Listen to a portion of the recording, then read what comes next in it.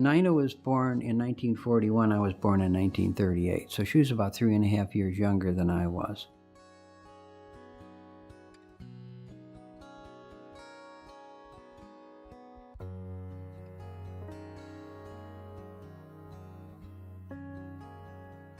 In 1966, I was finishing up my third year of nursing, and I was looking forward to a job that was already waiting for me.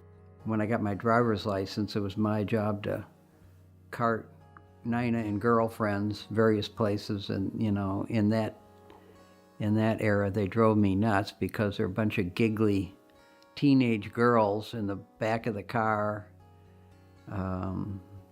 But as I look back, it was a delightful time. We were not allowed to get married while we were in training. We had curfews. We had to be in at 10:30 every evening, with the exception of 2 days a week. And you were allowed a late leave. They really tested our endurance in nursing. And we started out with a class of 50, and we graduated, 24? It would have been 30 had the girls lived.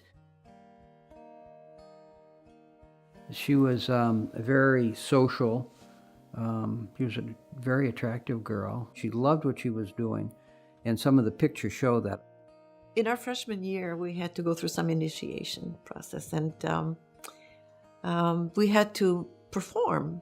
Each one of us had to do something, and Nina and I didn't possess any talents, and we were just klutzes. We couldn't do anything.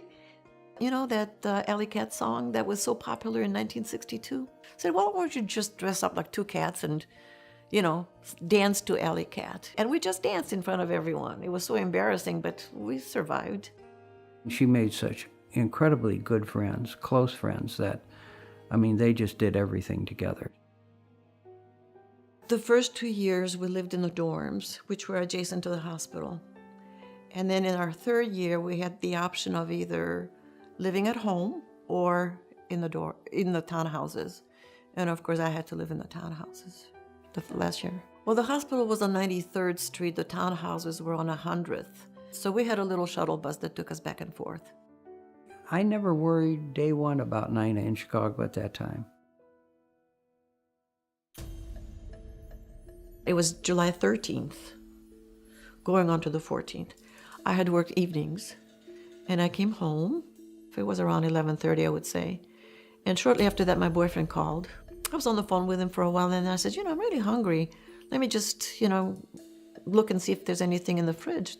Our fridge was empty, nothing. So I said, can you hold on for a minute? I'll run over next door and see if I can get some bread, see what they have. And that's when I went over to the townhouse. And I rang the doorbell. And there were two distinct bells, to the front door and to the back door. So I was at the back, and I stood there for a while. No one came to the back door, and I thought, well, maybe they're already asleep because it was getting late. Mary Ann and Suzanne Ferris came by. Suzanne Ferris lived at the dorm, at the townhouse. So they, goofed around a little bit, and then they said, we're going next door. And we saw them walking by the window, and they kind of waved to us, and that was it. 8 young girls, student nurses, were brutally murdered in this Southside Chicago apartment this morning in what is described as one of the grisliest and largest mass murders in Chicago in recent years.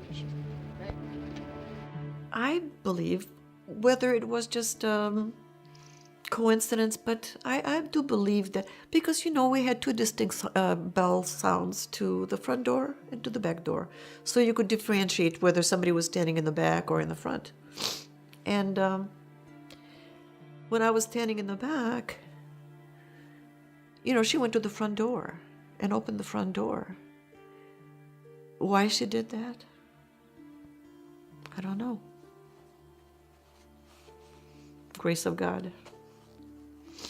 I don't know. Police said some of the girls were strangled, others stabbed repeatedly with what was probably a large butcher knife. They were student nurses at South Chicago Community Hospital, 7 blocks away. And then around 6:30, I don't even remember who came, but they were shaking me and telling me, Timmy, hurry up, get up, get up. Something horrible happened. We went downstairs, and they told us to call our families and tell them that we were okay. One girl survived, escaping death by hiding under a bed as the killer went about his grisly work over a period of several hours. Police pieced the story together from the hysterical survivor's account. They had brought Corazon over to our townhouse, and she was sitting in the kitchen looking through mugshots, trying to identify the person. You always felt she was safe, Eddie?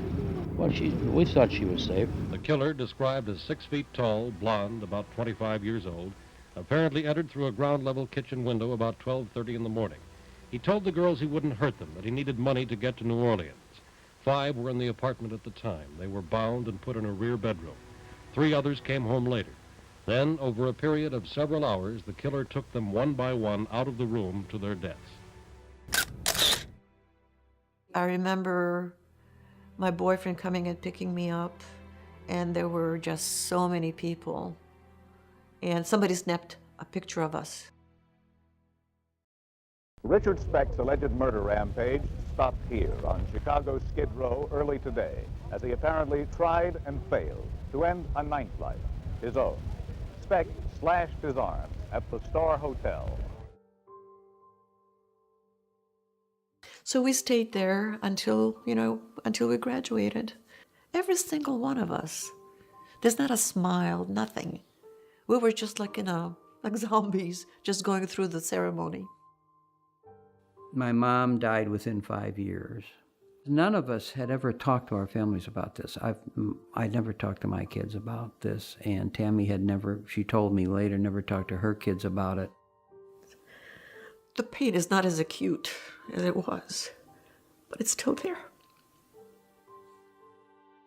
Obviously, I'm biased because I'm her brother, but it seemed to me that she would have been a very important nurse.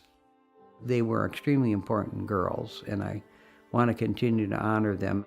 I really want everybody to know who these girls are, what wonderful people they were.